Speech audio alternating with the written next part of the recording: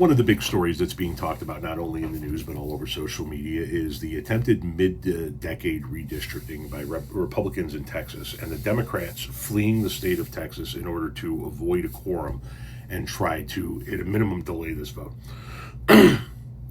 We talked about whether or not the Republicans felt the same way that they do now about their own back in 2019, when Republican state elected officials fled the state of Oregon in order to avoid a vote on a climate bill.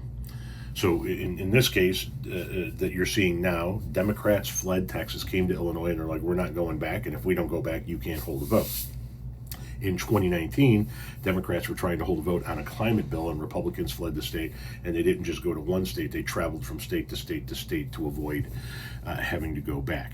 And I talked about that, and I said, you guys carry the same mentality towards those Republicans in 2019. And this person here says, yes, goes both ways. If you flee your jobs, then you shouldn't have one when you come back, left or right.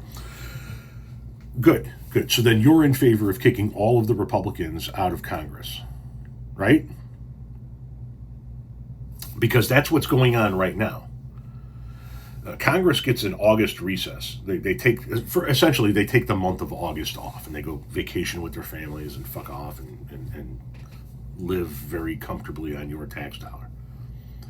But in order to avoid a vote on releasing the Epstein files, Republican Speaker of the House Mike Johnson shut the House down early. Got the fuck out of Dodge 2.5, 3 weeks early, however earlier than normal it was. Now, they'll tell you that it wasn't to avoid a vote on the Epstein files, but that's what it was. There were people that were pushing for a vote on releasing the Epstein files, and Mike Johnson didn't want to have that vote. He wanted to take the August recess. As a matter of fact, this is the second time Mike Johnson has done this. After the hurricane hit North Carolina, and everybody on the right was bitching and lying about the federal government only giving people from North Carolina $750, when that's all FEMA can legally give, and Joe Biden already declared it a disaster area for people to be able to submit for disaster relief.